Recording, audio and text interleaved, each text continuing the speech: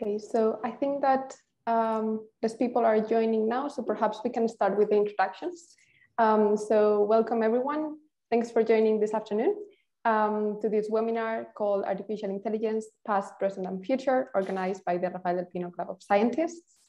We have today the keynote talk by Professor Torralba. But before we start, we have Vicente Montes, the director of the Rafael del Pino Foundation, that is going to give a couple of words that serve as introduction to this event. So Vicente, the floor is yours. Thank you, Vicente, and thanks also for the support of the Rafael del Pino Foundation always for our events. We also have Bernardo Navazo with us today. He is the president of the Rafael del Pino Alumni Club, and he is also going to give a couple of words as an introduction. Thank you very much, Paula. Thank you very much, everybody that is attending this 2-hour session. I guess that many of you already know me, already know the institution, one of the institutions that is, getting us together today. My name is Bernardo Navazo, and I am the current president of the Rafael del Pino Alumni Club. I think that you already know that we are all the recipients of the grants that are awarded by Fundación Rafael del Pino to study overseas, to study abroad. Myself, I enjoyed it already a long time ago, like 15 years ago. And you know that we have like 500 members that we are connected with all the alumni clubs of Spanish students that once they studied abroad and now they came back and are working in different fields, politics, academics, technology companies, or doing business. So we have a huge community, not only 500 people, but around like 3,000, 4,000 people that are, orbiting around our association. And it is a great honor that just for the fact of being the president of this association.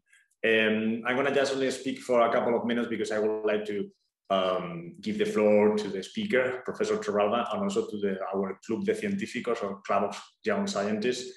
That is one of the initiatives that we are promoting under the umbrella of the Rafael del Pino Alumni Club and with the support of Rafael del Pino Foundation. I know there are many Rafael del Pino things in this talk, but I'm sure that you have already been with us in several of our conversations, or you are getting used to that. As the president of Rafael del Pino Alumni Club, what we are trying to do in the Alumni Club is something that we have been growing up with during the last decade and a half. And it's this idea that we learned in the United States of creating community, building communities, and making sure that we create social capital, that we give back. And we started several initiatives around these principles and values. One of those principles and values are advocating for creating this fora in order to get people together to discuss different things. We have different clubs. Last week, for example, we had a meeting of our club of litigators. People are lawyers that are in international litigation, and they also get together in our club of litigators, Rafael del Pino Club of Litigators. And we also have this club of scientists that is extremely active. And I would like to thank, as I always do, the co-president of the Club of Scientists, who are Marina and Paula, and also all the main organizers and participants of this wonderful initiative that are Ines, Manuel, Elena, Ines, and so many others. So my final word would be, or my final sentence would be something like, all these events that we have been seeing during the last 10 months or during the last 2 years are not random. It's not that somebody decided one day that they wanted to hold an event related to this specific topic. But as the president of the association and our board, our mandate that we have given ourselves, that mandate is to make sure that we are connecting young people, that we are connecting people that share the same principles and the same values under different umbrellas. One of them is, needless to say, the Rafael del Pino Alumni Club. But within this Rafael del Pino Alumni Club, we have these different issue-based forum. And I am extremely grateful to Paula, Marina, and many others, and also to other members of our board for creating these spaces, this forum in the Spanish community of young students in order to make sure that we are creating this social capital and these connections. So that's all. Thank you very much again, Professor Torralba.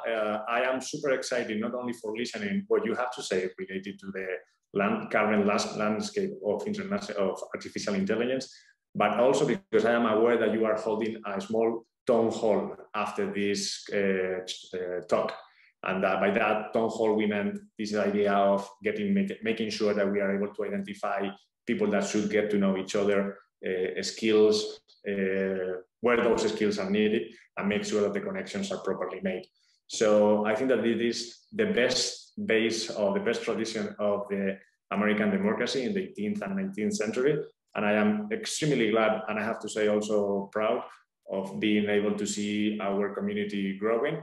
And thank you very much always to Vicente and Fundación Rafael del Pino for giving us the support that we all need. That's all. Paula, thank you very much.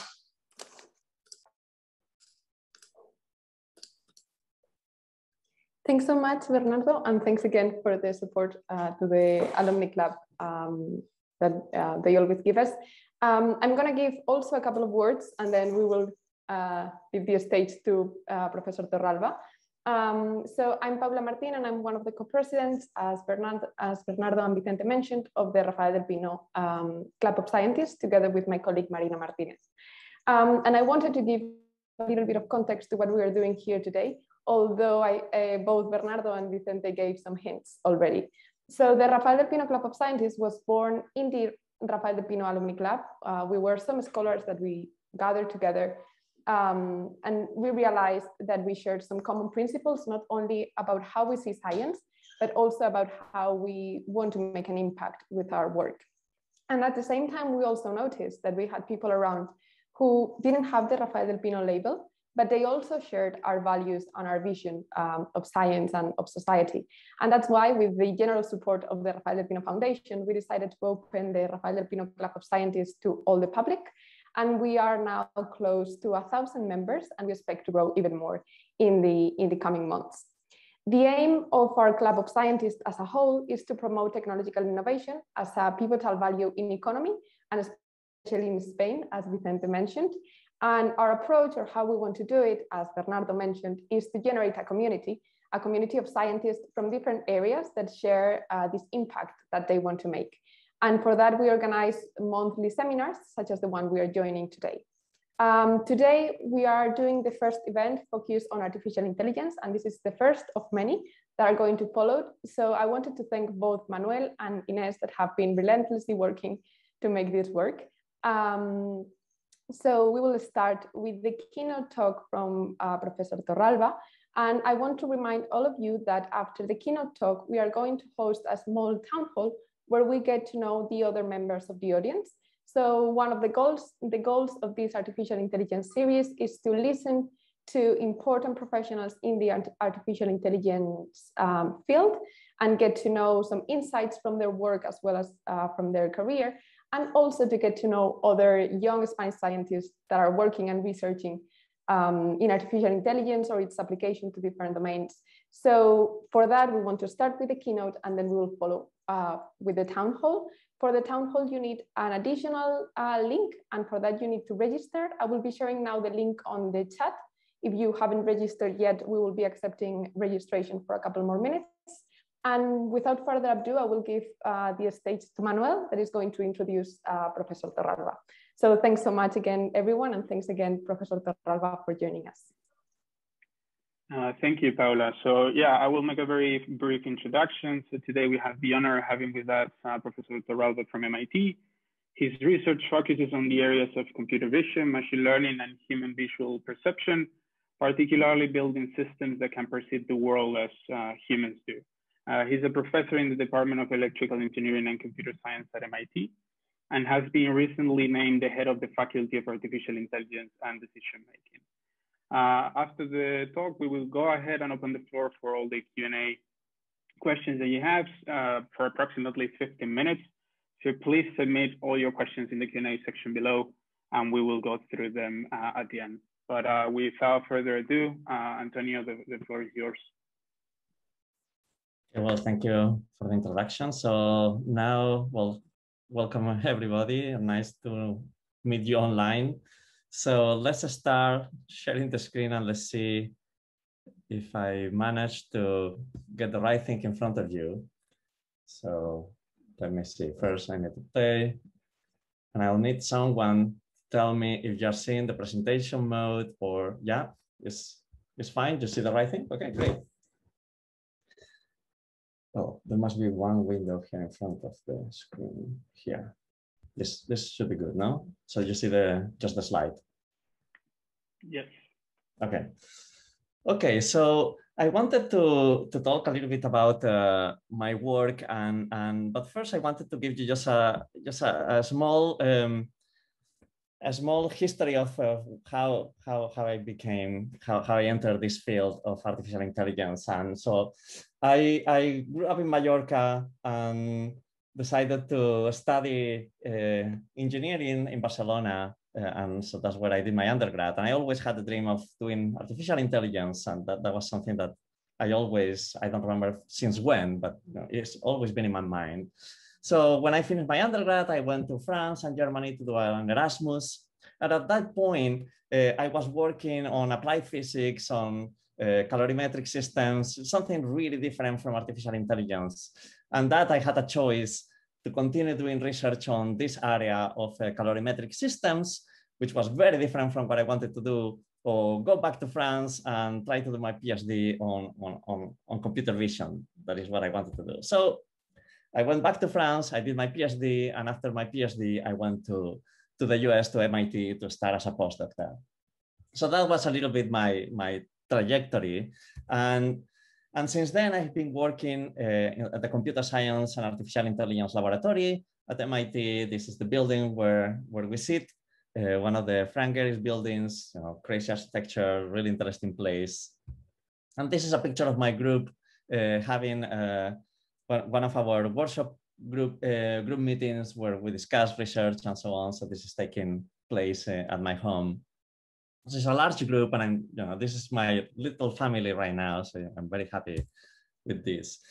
In addition to my research, I also have a different hat, which is more on the administrative side, and that's as head of the Artificial Intelligence and Decision Making Unit. So I'm part of the Electrical Engineering and Computer Science department. And traditionally, this department has been composed of two big pieces, the electrical engineering side and the computer science side. But because of all the advances in artificial intelligence, a lot of the subjects that are taught in artificial intelligence were commonly just taught in these different units, spread in some arbitrary way, depending on how close they were to the roots on electrical engineering or computer science. But since 1 year ago, the department decided to create a new unit, which I'm the head of, which is artificial intelligence and decision making, who will incorporate, it will aggregate all the different courses that are related to artificial intelligence with the goal of providing like a more unified curriculum around the area, touching both the technology, but also the societal impact aspects that AI has. So that's been my other hat.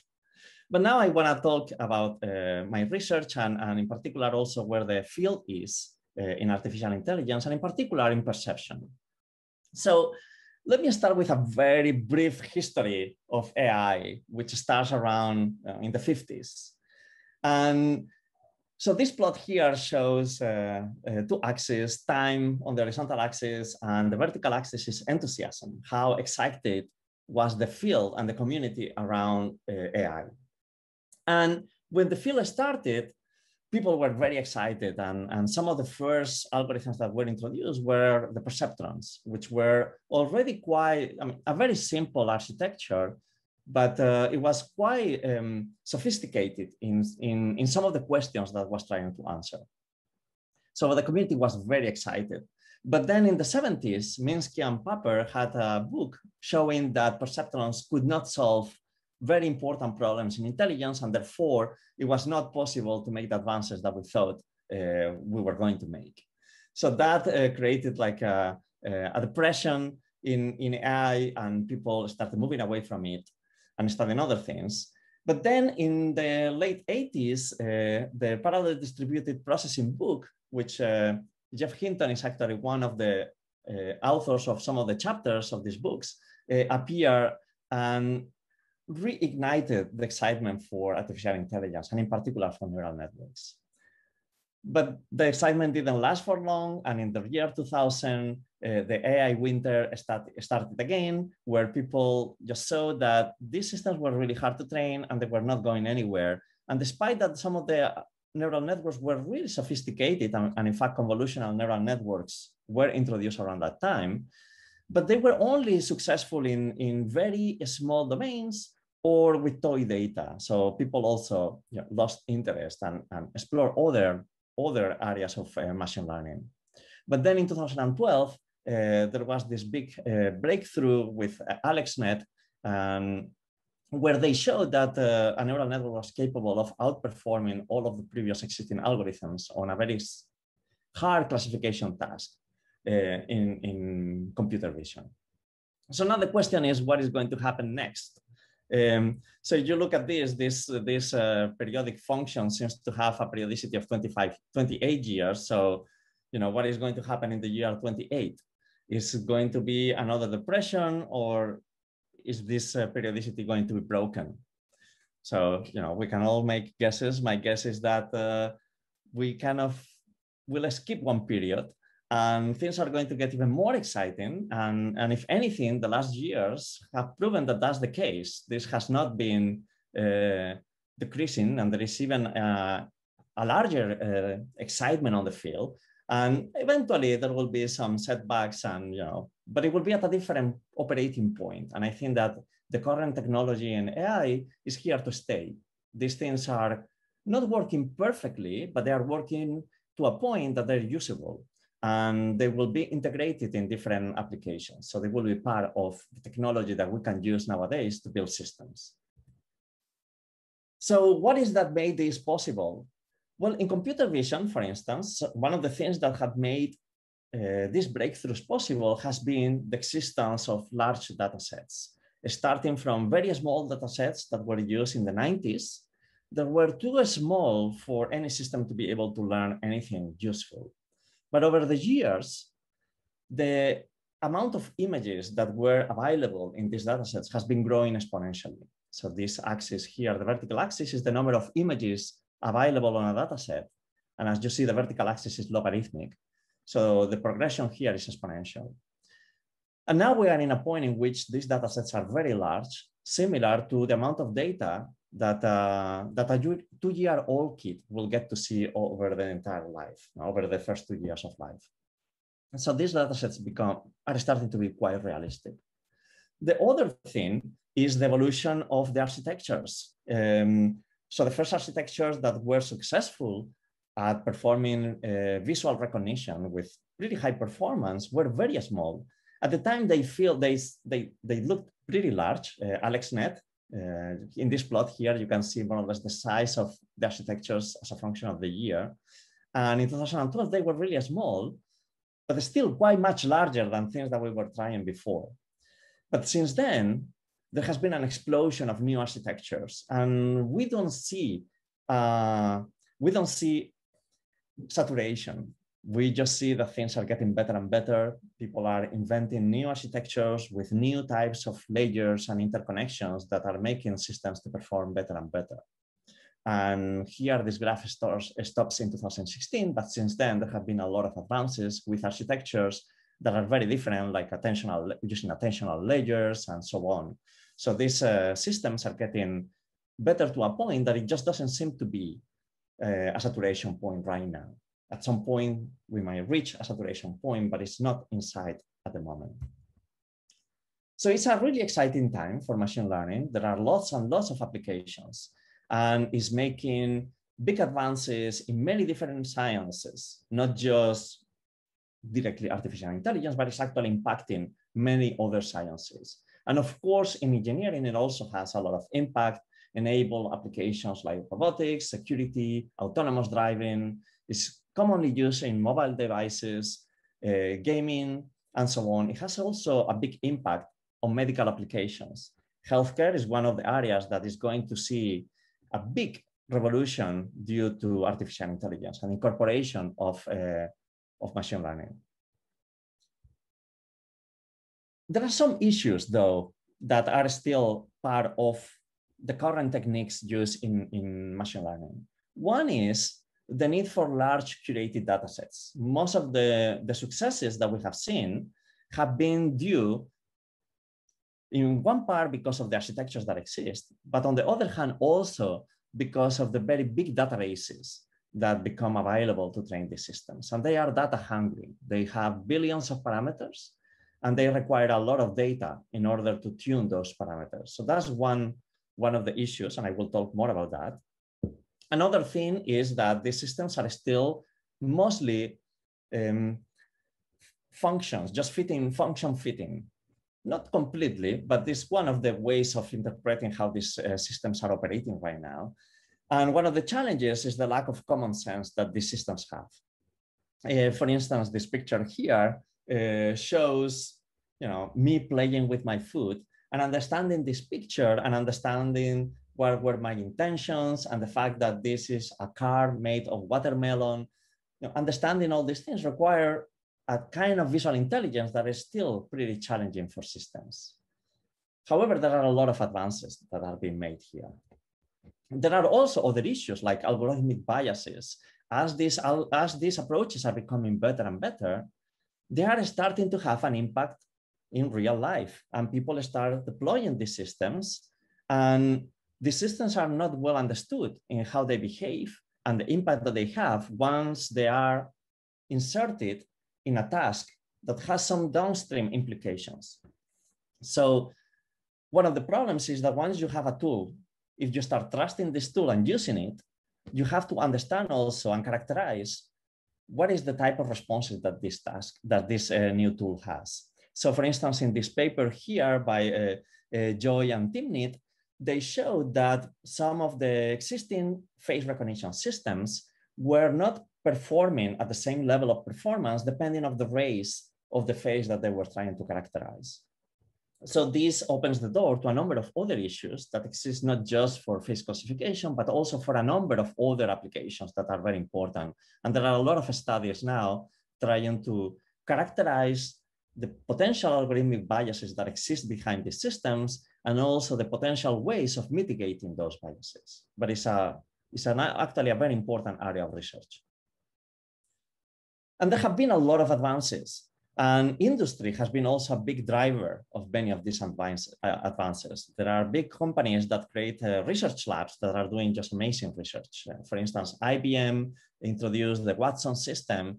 And here is a picture of the Watson system playing Jeopardy, which is a game in the US that you have to answer questions. So it requires actually understanding natural language and then provided answers to complicated questions. And this system was able to win the competition, beating the most famous champion on the game. And then other big breakthroughs like AlphaGo by DeepMind, GPT systems from OpenAI that are able of parsing natural language to a level that is really surprising. And then things like DAL-E, that is a system introduced by OpenAI, which I just find really impressive. And it's a system, I'll show you a few examples in a moment. It's a system that takes as input text, and then it draws an image that represents that text. So for instance, here, if the text is draw a pentagonal green clock, or a green clock in the shape of a pentagon, then the system will output this, which is quite impressive that the system is actually able to do something like this. So the system is not actually modifying existing images, it's creating new images that respond to a particular text. Or here there's another example, a small red block sitting on a large green block, and it's able to draw images that seem to feel, that seem to obey to that definition, which is it's quite amazing. It's not perfect, there are a few mistakes, but it's just mostly great. Another really interesting thing that is happening is because now there are these systems like GPT-3, DAL-E, AlphaGo, and so on that work really well. People are starting to use them in creative ways as if they were Lego pieces. And you can combine the input of one system with the output of another system and start creating some really interesting combinations. And that's been driving also a lot of research lately. So I will say also that there are other things that are not they don't receive enough attention. And I wanted now to mention a few things that are also from my own research and the things that I find like are interesting to pursue. So I think that we are in a time where computation, in particular because of the advances made by neural networks, is becoming so important that we are thinking of the problem of perception as computation. We really put all the load of reasoning and interpreting the world to the computation that comes after the eyes. But I think that that's not necessarily the only thing that we should be focusing on. For instance, here there is a picture of a robot. This is the Atlas robot that was just used in the DARPA challenge by the MIT team. So this robot is actually one of the big things that you need to take care on a robot is how much computing power do you have, because you need to perform a number of different things. What is your energy consumption, because this can be quite energy hungry, and you need to be able to maintain the robot running. And then you have to develop a lot of computing and a lot of computations to make sure that you are controlling the robot, the pose, all the different joints, and taking the right decisions to make the appropriate actions. And this robot had to perform a number of complicated tasks like opening doors and driving a vehicle and so on. But if you look at this picture, so actually, if you look at this robot is actually loaded by sensors. So here it has, this robot has a LiDAR, a stereo camera, pose and velocity sensors. It has a number of joint sensors and also pressure sensors on the hand and the feet. So whenever we think of a robot like that, we actually think it's loaded with sensors. There is a lot of different ways of measuring what it is happening in the world. But if you think of the researcher that is standing on the back in this room, look at the researcher. It's actually even loaded with more sensors. This researcher has 6 million color photoreceptors, almost 100 million rods. It has 100,000 touch sensors. It has 10 million odor receptors, 10,000 taste buds, 2 ears. It has so many more receptors than the robot that is looking at. So I don't think these two entities here are playing a game at the same level. The robot is almost senseless. The researcher is capable of sensing not just what is happening to itself, but also what is happening to the robot. The robot can barely pay attention to itself because it really has very few sensors. The joint sensors and the pressure sensors that it has, even though that it might seem like a big advance to us, they are a joke in comparison with the amount of pressure sensors that the person standing in the back has. So one of the things that I'm very excited about is to try to reverse this picture where computation is the king and sensing is just something that you have to do to have some data to process. And instead, think that sensing should really be very important, because once you have very rich and then sensing, then computation maybe can be easier. It's not that you don't need computation. Of course you need computation, but it doesn't need to be as critical. It's not going to rely on so pure data that it needs to be very sophisticated. So during my research, I've always been a computer vision person, but lately I have started working with other senses like audition and lately with touch. And I believe that the combination of all these different sensory modalities opens the door to new interesting areas of research in AI, and in particular in perception. And that's what a baby does. A baby is learning about the world, not because it has a parent giving millions of images with segmentations and annotations. Instead, the baby is just playing with the world, touching things, feeling how they feel, the sound that they make, how they taste when you put them on the mouth. And it uses all this information to discover objects, to understand materials, to learn about the space perception and manipulation. And there are a number of ways in which you can use all these different modalities so that you don't actually need to have annotations. So there is actually a big trend in AI about learning without data, trying to learn when you don't have supervision. And I will talk a little bit about some of that work. So cameras have been studied for a long time. There is, it started in the 1800s, and there has been lots and lots of advances in making cameras. The same thing happens with microphones. So the sense of listening. There are a lot of advances and a lot of different technological solutions to build sensors that can capture auditory signals very well. However, for us as humans, there is a very important sense, and that's the sense of touch. However, the history of tactile sensors is very short, and there are very few tactile sensors out there that work really well. So this is something that we have been doing at MIT in collaboration with Wojciech Matusik, another professor at the Computer Science and Artificial Intelligence Laboratory. And in particular, Alisa, a PhD student working with Wojciech, has developed functional fibers. These are fibers that are conductive, and they have the property that you can use them to make clothing that is going to become tactile. So it will have tactile sensing. And the way it works is that these fibers are resistive. When you have two fibers crossing on top of each other, they form a circuit. And depending on the load over the two fibers, the resistance between the two fibers will change. And this curve here shows how the resistance will change depending on the load. And then you can form a circuit, and by reading these resistances, you will know what is the pressure that is happening in one particular point in this tissue. And we can use this now to build artificial skin that has this tactile capability. And this is how the circuit will work. So this is a glove that you can wear, but it's able to record tactile signals. And it's a relatively simple circuit. This glove has around 550 sensors. So it's a very small, low resolution image, but it's enough to do a number of things with them. So here, what I'm showing in this video, hopefully you're seeing the video, I'm showing just the recording of the tactile signal as the person is manipulating an object.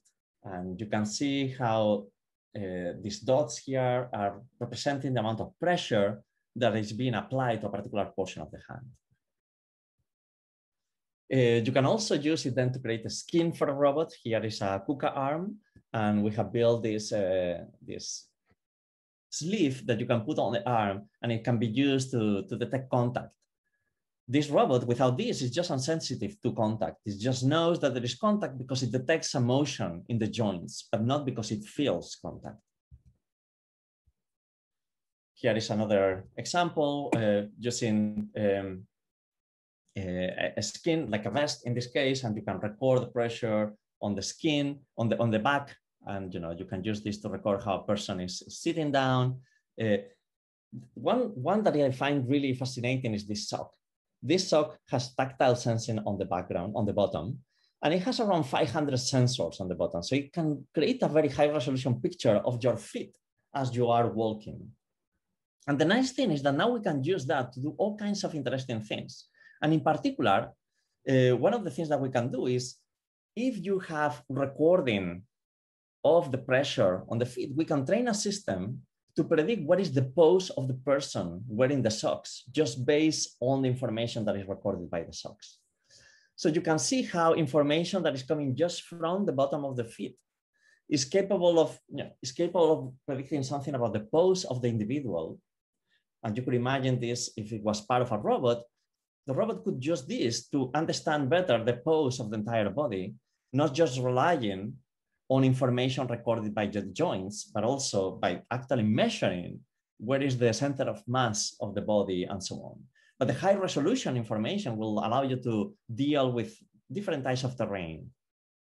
Current robots, some robots actually have some pressure sensors on the feet, and they use that information in that sense, but generally it's very low resolution. So that is one big trend that we are very interested in my group in trying to build systems that perceive the world through multiple senses. But another very interesting area of work in order to train AI systems is by using virtual environments. And this is something that many groups are working on, developing virtual reality environments where agents can perform tasks.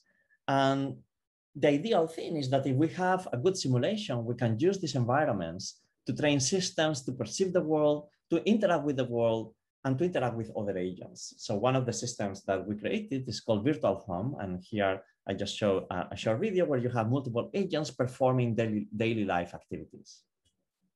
But I'm not going to talk about that now, but this is a very active area of research. Instead, I wanted to talk about something slightly different, which is also in this line of trying to solve the problem of learning from a lot of data.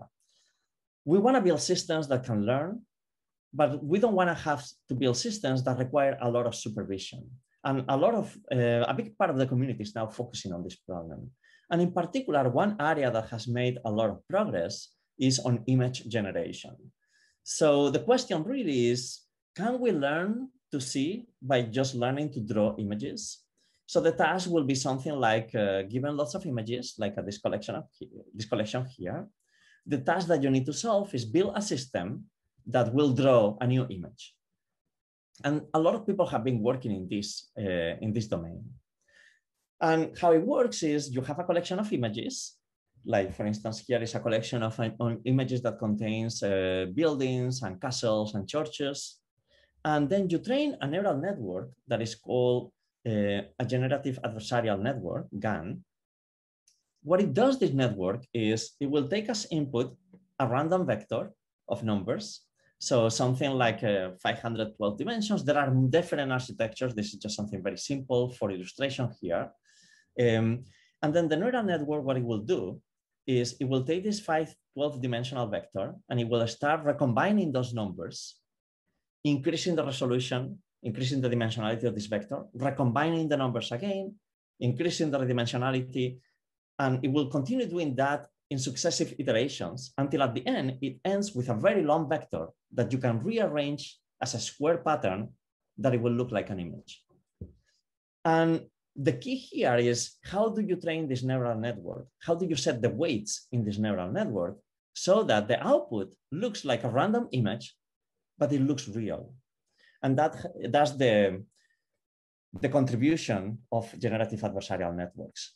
They do this by playing a game where the neural network will start creating images, and then there will be a second system that is a discriminator, that it will take an image generated by this GAN, by this network, or a real image, and the task of the discriminator is to tell if the image, which one of the two images is the real image. So this neural network will be trained, this generator will be trained so that the discriminator is unable to perform the task.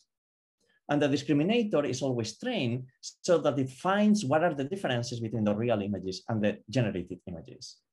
What is astonishing is that this process, this game actually converges, and it makes this generator to be able to produce images that look very realistic. And this is an example of an image that it does not exist. It's just generated by one of these generative models. And then you can just change the random vector and a new image will get generated. And for each different combination of numbers, you will have different images. So when this network was introduced was in 2014 by Ian Goodfellow. And these are the type of images that were the result of playing this game. And as you can see, they don't look very realistic. But then over the years, progress has been really fascinating and really quick, really fast. So in 2016, these were the output of a different network. And here you can see this is trying to generate bedroom images. They don't look very real, but they are much better than what we had before. And in 2018, images started to look really good. You can still tell that these images are not real images, but they look very realistic. And for us, this was very fascinating because one of the advantages, one of the ideas behind this type of models is that one of the reasons why you want to have a process that generates real images is because that process now incorporates a notion of what is a real image and what it is not. And it can have lots and lots of applications. For instance, when you're doing image compression to send images through for TV, just sending information through a very small channel. If you have a way of encoding these images by removing anything that is not important and being able to compress them to the smallest code that encodes what makes an image real, then you can achieve a very high compression rate. You can also use them for image denoising or for in painting or for image manipulation when you have applications in computer graphics. You can use them for the movie industry. You can use them for many, many things. So they really have lots and lots of applications. So advances since then have been really astonishing, and there have been a lot more advances. And there are lots of architectures. I'm not going to talk about them, but they have a very similar trajectory than just classifiers. We started with very simple architectures, and they have become more and more and more complex and sophisticated, and introducing now variants that work really well. So one of the things that we were very interested is, well, if you train a system that is able to draw images that look real, and they look very real, well, this system must have learned something about visual perception, because how it is able to draw images that look real without really understanding what the images are, something has, some internal representation must happen in this generative process that is really interesting. And we were asking the question, what is that this generative model needs to know in order to draw these images, or what has it learned? So one of the questions that we asked was, has this network discovered objects? So the way that this network is trained is just looking at images, and it's just trying to render other images that look real. It doesn't have a notion of what a tree is, or a building, or the sky. And our question was, is there somewhere in the internal representation of this model being learned the notion of what a tower is, or a tree, or a door? Are there specific units in this network that get activated in order to draw those objects in the image? And what we found was that actually, yes, it is the case. And we found that there were some units in one of the networks that were responsible for drawing windows. And whenever that unit will get activated, it will draw a window in the image. There were other units that were responsible for drawing chairs. And in fact, we can do interesting things. Once we have located, for instance, the unit that is responsible for drawing windows, we can then go generate an image and say, what happens if I now intervene in this network and remove the units that draw windows? What if I deactivate all of these units? So I'm going to perform an intervention there. So what happens is that then if I have an image like this one, and I deactivate the units that draw windows, the windows disappear. And instead it puts a wall and a painting. But what is really interesting is that on one side, it was actually able to control just that object. Everything else more or less stays the same. And it was able to replace that object with another object that was contextually coherent, despite that the only thing that we told the network was that the units that are responsible for drawing windows cannot be activated anymore.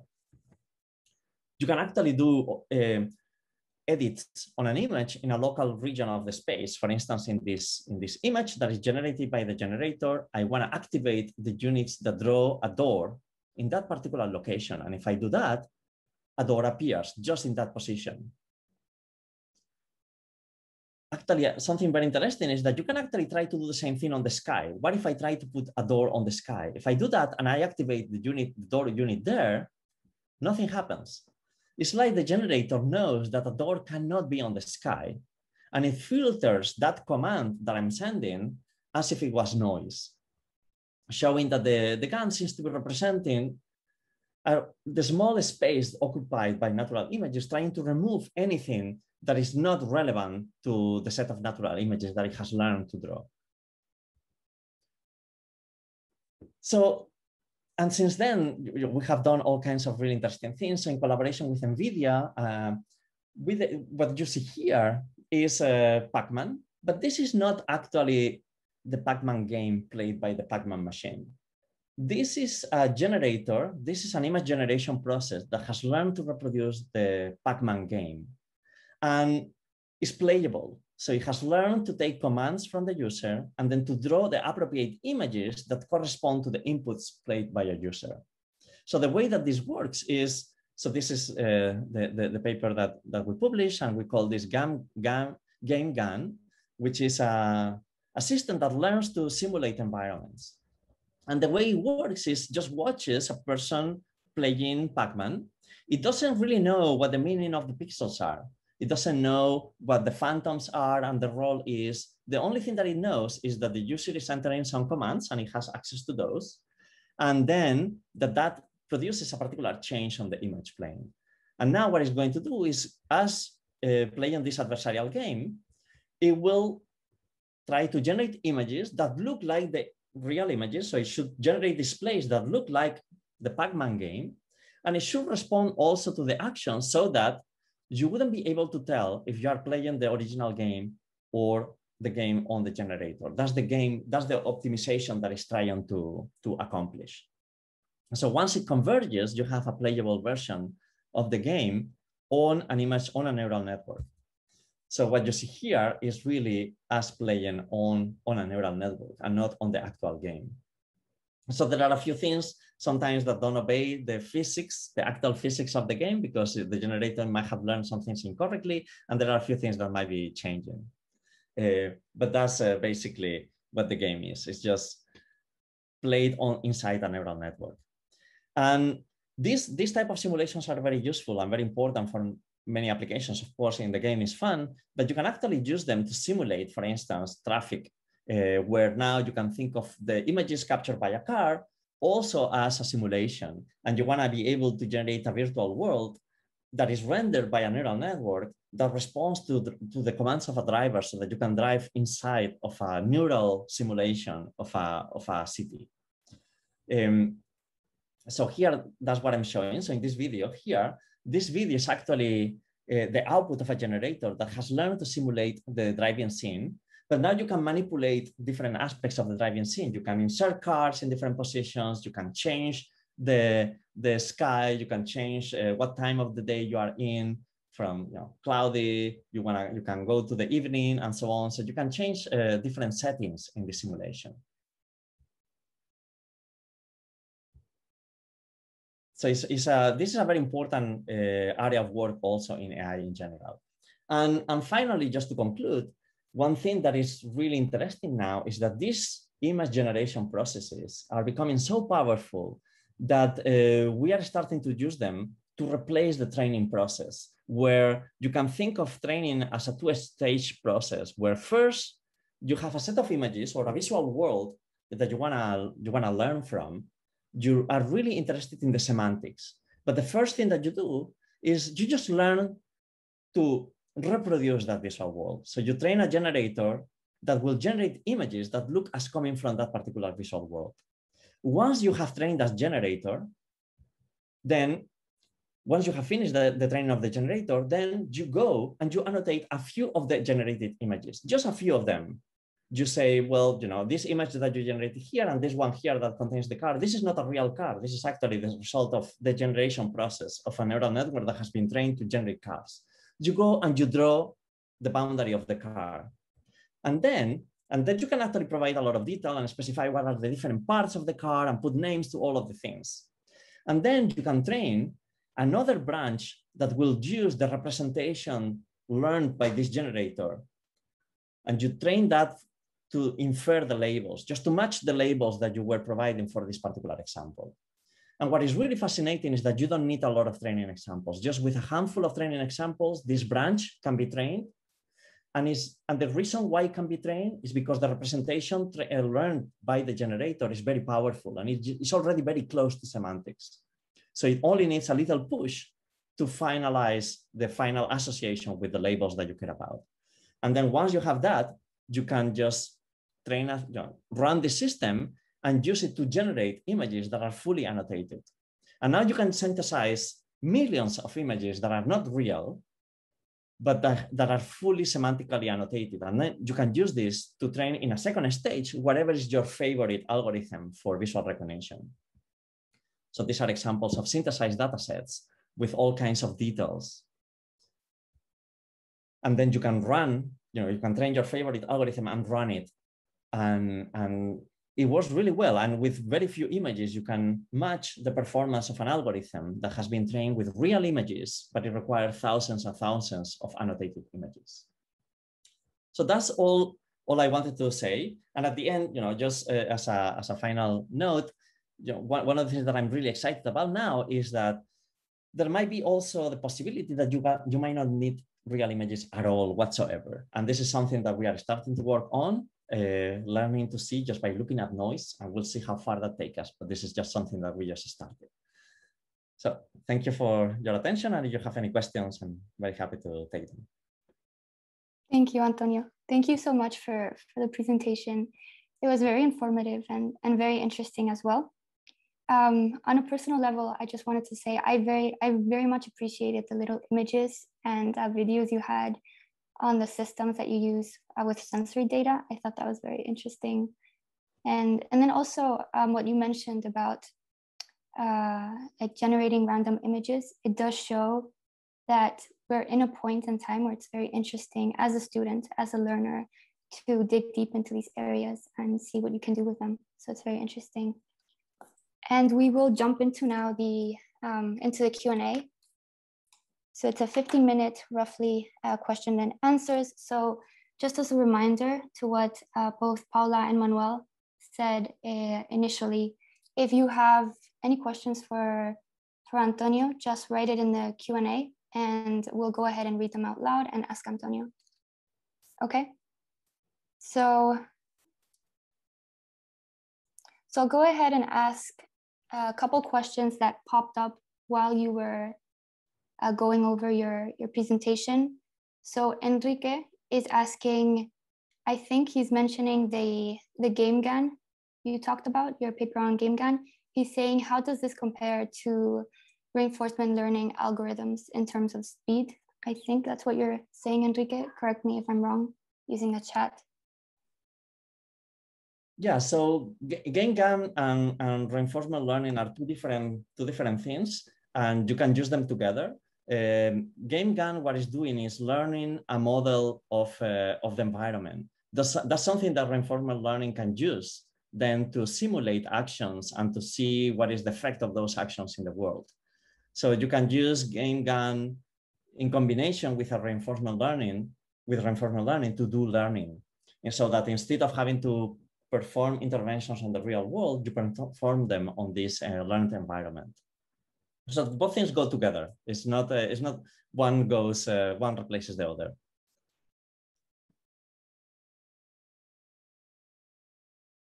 Okay, thank you, Antonio. So the next question is by Patricia. She's asking if you can share some other practical use cases in terms of the random images. Any practical use cases that you can think of where you can use these things. You mean which images? The generated images? I would say yes. Yes, yeah. I think that's what she's referring to, Patricia. If not, if you can expand on your question. Yeah, image generation is going to be something very useful in many domains. So for instance,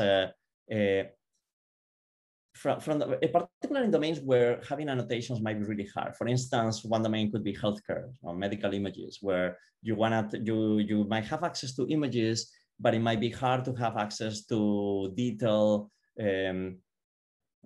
reports from the doctors. But you can use those to train a generator.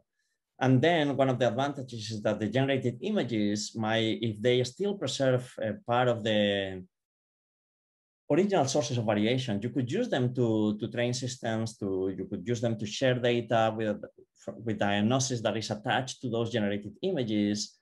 It could maybe be useful to preserve user confidentiality, because those images will not be the actual people images. They are just generated images.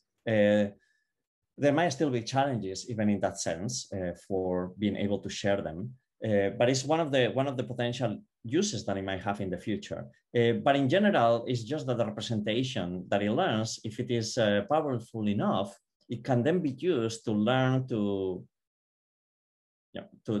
make these associations with the task that you care about from very little training, which is what is in many cases available in healthcare. Okay, great. Thank you so much. And then going to the next question, we also have Borja, who is asking, he's saying it would be interesting to see it in contrast with Dreamer or other SOTA model-based reinforcement learning approaches. So I think that's going back to the previous question. It's a little bit jumbled. Yeah, I haven't shown any combinations of this with reinforcement learning. It's certainly very interesting, and in fact, in the paper we do study that, and you can see that it does help the reinforcement learning system to learn better. that is actually somewhat effective at learning with these simulated environments. Of course, it's going to depend on the quality of the simulation. So it will depend a lot on the actual setting that you are trying to simulate. Not all of the settings work as well. I don't know if that answers that question. Feel free to, if you want to expand on your question or you have any additional questions on what Antonio answers, just go ahead and type it in the chat and I'll go ahead and read it and try to give it to Antonio and try to make sense. Okay, so I think Borja is okay. And so let's go ahead and to the next question. So let's go with Juan. So Juan is asking you what your views are on the progress we are achieving on the field of AI safety compared to our progress on developing ever more advanced AI. So the trade-off between advancement and safety. I think that's what he's asking. Yeah, that's a great question. I think that both things actually go hand by hand. I think it's going to be very difficult to have robust advancements on AI without also advancements on safety. So both things are necessary. So I think that safety will, by its definition, go always one step behind because it's always hard to be fully. To predict fully what are the consequences of a particular system. I think that there has to be also a strategy on how do you test these systems and doing the research that is necessary to detect these things before deployment, for instance. I think industry has to also perform like more robust testing of the technologies and so on. But I think that this is a very exciting area of research actually, and there is a lot of groups making a lot of progress also on trying to understand the vulnerabilities of AI, both from the perspective of attacks that it might suffer, like adversarial attacks, where you can fool the network to believe that the input is of one particular kind, and then you can actually mislead the system to do a particular action that it was not intended for. So how do you make robots that are not vulnerable to those attacks? When you have a system that is just sitting on the lab, then that's not very important because you are only doing basic science with those systems and you are not going to try to fool them. You're trying to understand how they work. But once the systems become, reach a level of performance that industry starts having a hold on them and caring about them and using them, then it opens the door to this type of issues. And we have to be also doing research on how to make them more robust. So that's an exciting area, and there is a lot of people focusing on that too. There is also the problem of, safety there are a lot of sides to it. There is, from one side, how do you train these systems? What data do you use? You wanna make sure that your data does not create safety issues, but also the system itself. So it's just a lot of research that needs to be done. And I think that now the advances, there have been a lot of advances in this area. There are still a lot more questions than there are answers, though. Okay, thank you. There's a second part to that question, which I think is interesting. I think it puts a little bit on a spotlight, MIT on a spotlight. He's asking, so what in particular, what are the researchers at MIT doing towards promoting AI safety developments, which is interesting. Yeah, so there are, so people are working in all of these different areas. So for instance, there is people working on robustness, like Alexander Madry, working on how to make systems robust to adversarial attacks, trying to understand what is making the representation fragile, so that they become vulnerable to these attacks. There is people also focusing on societal impact and how to use these systems in different settings, like how to deal also with privacy issues in applications like healthcare. That's also a very important domain, and there is a number of people working on that. So there is people, actually, I think that most of the people at MIT, one way or another, doing AI research, sooner or later, they do some research on AI safety or on the side of robustness or trying to understand how to mitigate biases by the networks, by the systems in general. So there is also a lot of research on that, how to. The problem of biases is a problem that is very core to machine learning in general, because these biases can have societal impact and create safety issues, but they can also be just detrimental to the overall performance of the system. So it's a core problem in machine learning. Awesome, thank you. So there's a lot of interest in GANs, and there's a lot of questions for you on that. But before I go into that area, just a little bit more general. You have Alberto, who is asking, so he's saying, in contrast with classical machine learning models, do you think deep learning will explore several fields of AI in the future until auto ML models like we have in classical machine learning? So for example, like H2O, etc. Sorry, what is the question? So I think what his point is that if you think deep learning, what impact deep learning will have in other fields of AI? I think it's more of like a broad question. Yeah, well, deep learning is having a lot of impact nowadays in a lot of fields, not just AI. It's actually having a lot of impact on physics and chemistry, biology, mathematics. It's just impacting basic sciences in many different ways. By creating, for instance, in physics, there are systems that can be used to predict the properties of atoms or detect new particles. You can use deep learning to do dynamical system predictions. You can use them in chemistry to predict reactions, new molecules, or in healthcare, to predict new drugs, new cures. And this is actually being used in that regard. So, and there is also a lot of research at MIT on all these different aspects. So it's certainly having a lot of impact already. Not just in the future, I mean, just in the present. Okay, yeah. I think it was more of like classical machine learning versus deep learning. Kind of Oh, like classical machine learning. Well, okay. Well, one could say that deep learning is also classical machine learning because it started in the 50s. So all of the machine learning has a similar history. So I'm not sure what classical, I will say deep learning versus other types of machine learning, but there are strong connections between them. So I don't think the boundary is so clean.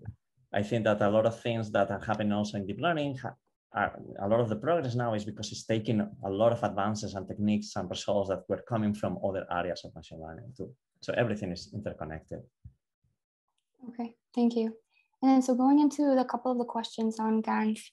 So you have Javier who's saying, how can a GAN system enhance the learning of multimodal systems? Could it be possible? Do you have any ideas or any thoughts on this? Yeah, you can use generative models also in a multimodal setting. And I think that will make the representations even better. So that's what I will try. I think that's the thing to do. Okay, thank you. And then going to Carlos, he's saying, if GANs can also learn from noise images, what do you think are the minimal requirements on a data set to be useful for training GANs? If you have any thoughts on this. That's a great question, and I don't know the answer. I don't know what the minimal requirements are. It would be nice to push that limit. I mean, it could be that there is a way of writing down what is the minimal set of things that you need. The other possibility is that it will be just a race trying to minimize, try to find systems that train with minimal sets of amounts of information. I don't know actually the answer. I think it's a good question. It's an interesting research question. And a very similar, on the same lines, I have another question that's saying, what are your views about the future of AI regarding artificial general intelligence? Do you think we can reach it just by improving architectures and data sets, or do we need a breakthrough of some sort to move to the next level? Do you have any thoughts on that? Yeah, that's an interesting question. I think that when you don't know something, it's hard to know exactly what is needed, because if we knew, then we probably it wouldn't be a question anymore. but I think that we need several breakthroughs. I don't think that is still, I don't think it's a question of having bigger architectures. It might be that the architectures will be bigger, but because the architectures that we use right now, even though they are very big, they're still small in comparison with the brain, although they start getting to the size of small creatures. But I think we probably need still much larger architectures. But I think that we are missing breakthroughs. I think we are still missing at least a couple, I will say. But who knows what the number is. Thank you. And then going to Manuel, he's saying, thank you for the presentation. And then he's saying, with regards to the generative aspects of the game GAN, he's offering a suggestion. He's saying, have you considered training the GAN agent against a variety of games and then reverse the generator discriminator rules to imagine a canonical game? Yes. We have been thinking on that. It's challenging because there are not that many games that you can actually use, copyrights and so on. So it's not an easy set of experiments to do. But yes, I think that will be great. Okay.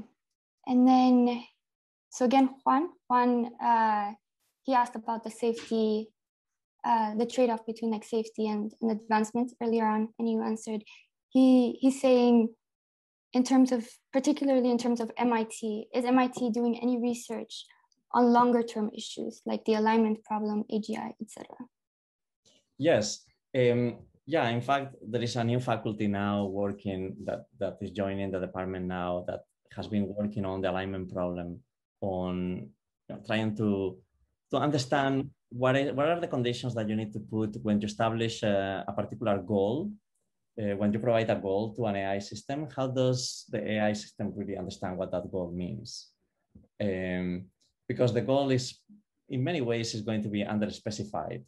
And you need to understand what is within this, what are the possibilities within that are allowed in order to reach that goal. So there is a new faculty working on that specific problem.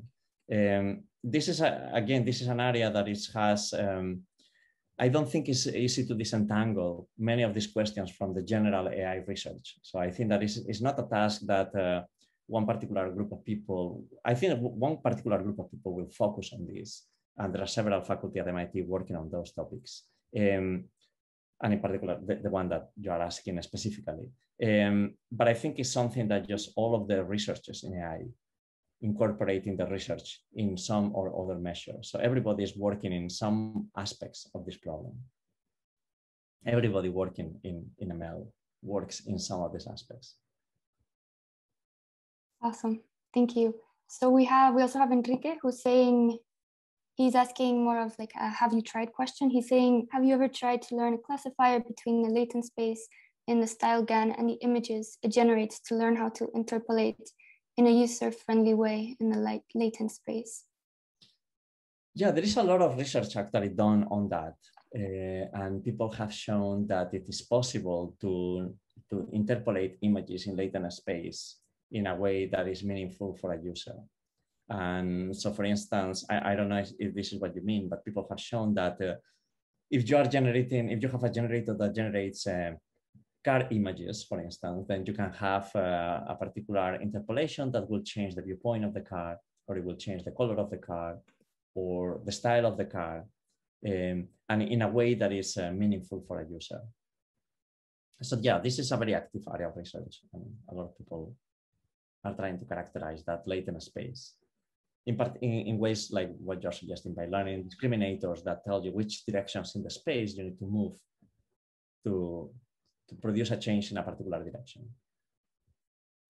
Okay, awesome. Thank you so much, Antonio. There's so many questions for you. It's very hard to keep track which one. I think we're a little bit over time. So are you okay? Are you comfortable with staying a couple more minutes and asking a couple more questions? Sure. Okay.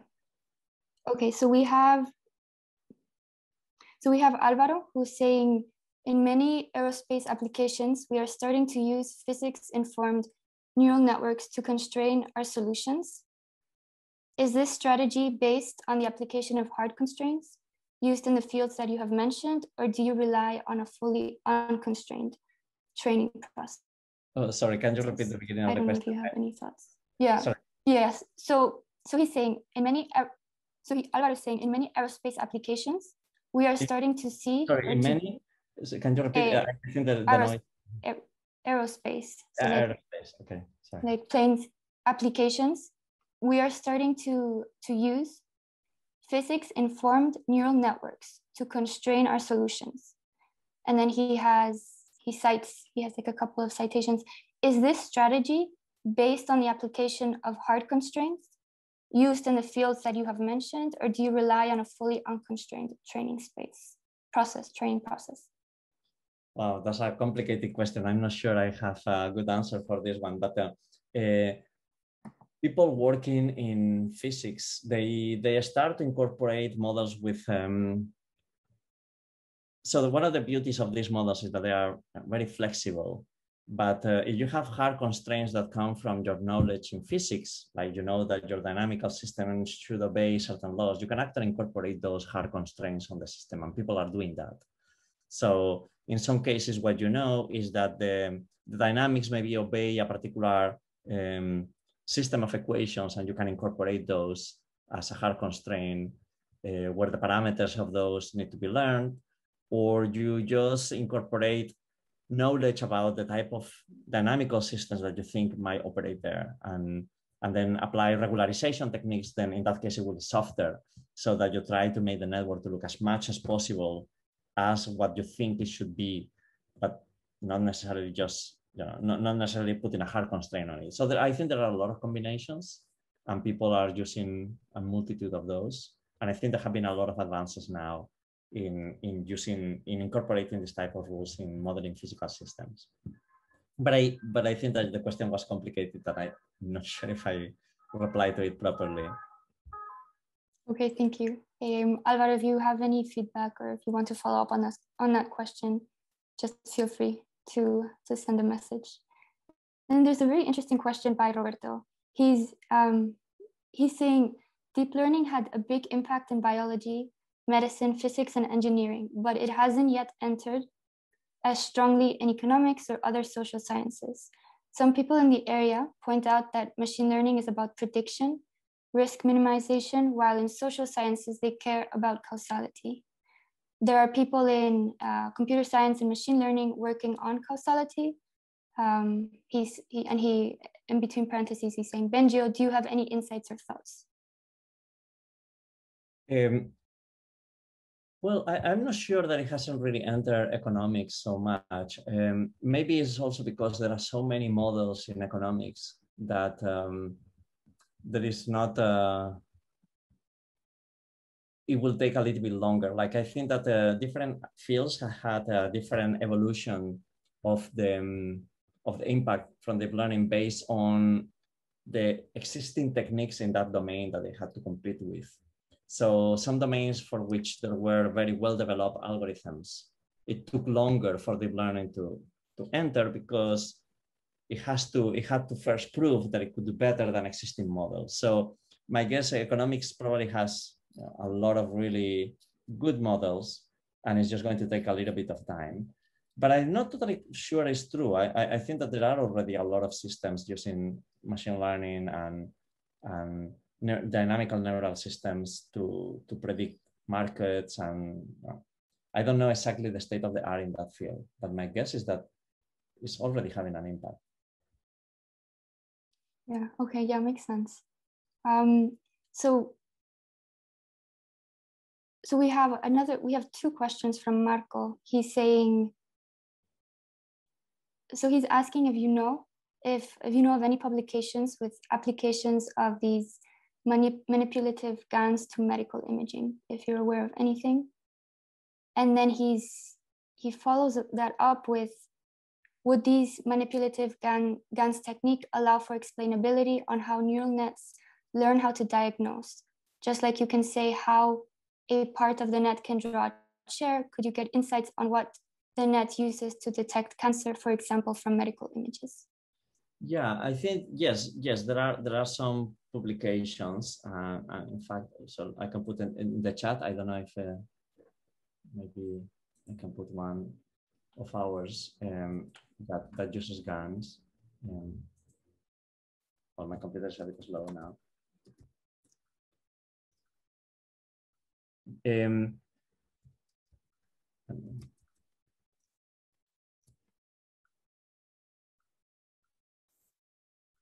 So with respect to the question of explainability, explainability is a big field also and very challenging with a lot of people working on it. And I don't think GANs necessarily make that easier. I think that the problems are independent of each other. However, once you have a representation that is very powerful, you can use it to give you additional information. So it wouldn't really be an explanation of the kind like, this is how I reached this conclusion because of all of these different factors. I am not even sure that that will be the type of explanation that we will find useful. The type of explanation that we might find useful is provide further evidence. So don't tell me just what the diagnostic is. Just give me localized things, show me where they are, give me more details about it. This is a little bit what doctors do when they write reports. No, they will give a full diagnostic. It's not just saying, yes, this is bad. They actually provide with a lot of information, and that information allows you to verify that you agree with that. So I think that that's the type of explanations that will be useful to have. And there is research trying to build systems like that. So let me show, I'll put one link on the chat. I don't know where it goes.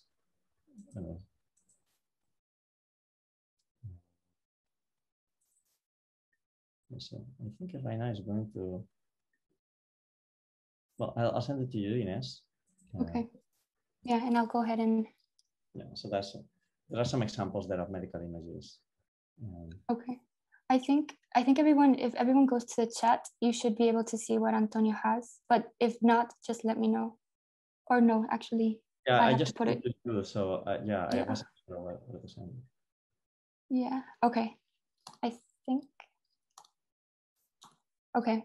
I'll keep the link and try later while I ask you a couple more.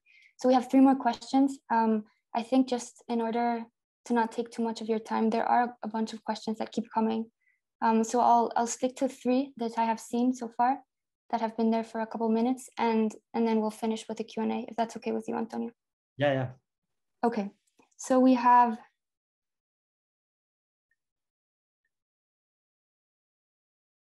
a question a person who's asking, I'm particularly fascinated by your work on papers like accidental pinhole and pinspec cameras revealing the scene outside the picture. I was wondering if you could share the current state of that work, maybe with an introduction for everybody and/or applications that you are working on. Yeah, so yeah, that was a bit of a side project for me. I think it was it's really about how images are formed. And the idea is that, how cameras work, because they project light that goes through a pinhole and it projects an image on the back of the camera. And the idea was that you can actually see cameras like that everywhere, but they are not built on purpose. Like a room is also a camera where the window is the opening and the wall is the film that reveals that image. So the idea was to use, to be able to extract from photographs images that are hidden to the eye, but are part of the image and that reveal something about what is outside of the picture. Like maybe if you take a picture in a room, there are some shadows in the walls that reveal information about what is outside of the house, because it's light projected from the window. And it's interesting because for me, it was a way of learning and better understanding the process of image formation. How does light propagate and how is that images get formed. It was interesting because it explains a number of what I think are visual illusions due to shadows and so on, and the difficulty that the human eye has to deal with when analyzing images, because it has all these additional sources of noise and signals mixed with images. But the point is that at the end, you can use this to actually extract information from things that are outside of the image. So it's a little bit like CSI style, where you get to see things that are hidden in the picture. But the images that you get are, of course, very blurry. But they are beautiful. They are very colorful and beautiful images. So I just found it really fascinating. I haven't been doing a lot of research in that direction because I'm more interested in high-level perception. However, this is an area that I like returning, and we have been doing work also on using shadows projected by complex objects to extract light fields. So that is actually like extracting a 3D model of the image that you don't see. For instance, you can use a plant as you can think of a plant as a very complicated camera, and the shadow that is projecting on a wall is a very complex function of the wall that it has in front. So we have been using that to recover the wall in front of a plant. But it's really like a little bit of playing with light and understanding better the image formation process. Thank you, Antonio. And then we have Alonso, who's saying, you have shown that you can identify the role of specific neurons on the GAN network, for example, to make a window appear or disappear. However, can you actually claim that the network has semantic understanding about the image, or is it all the result of very clever engineering? Well, I will say that both things together, no? It's certainly the result of very clever engineering. But on the other hand, so I don't think the network has a semantic understanding. I think semantic is an overloaded word that we use just to mean that there are things that seem to correlate with labels that have semantic meaning to us. But the system doesn't really have any grounding of what a window is. However, what it seems to be the case is that some of the units seem to be causally related to windows. And so in that sense, it seems that the concept of window, of visual window, because it's just a collection of pixels to the system really, seems to be associated with a specific set of units in the network. But it's also the result of clever engineering, but the engineering was not looking for such a thing. This is just something that the network seems to be converging to. Not for all of the objects also, just for some of them. Thank you so much, Antonio. So just in the interest of time, because we've taken way too much of your time already, and we have a town hall right after this, we're going to stop the Q&A. Very thankful for answering all our questions and for the presentation. It was very interesting and informative. And I'll pass the floor to Paula, who will take it on from here and explain next steps. And of course, thank you for everything. Okay, thank you. Hey, thanks again, both Antonio and also Ines, for very nicely handling so many questions, and also to the audience for participating so much. So the next moves, if you are planning to join the town hall, you should have received a new link where you will go into a Zoom where you'll have your camera and your microphone, and you will be able to talk. And therefore, we can close this session now. I'm thanking again Professor Torralba and also Vicente, Bernardo for the support, and Manuel and Ines for organizing this event tonight. So thanks so much. And yeah, we hope to still in touch, Professor Torralba, and have you around in another event soon, in person, hopefully. Hopefully in person. Yeah. Well, thank you so much. Bye. Bye.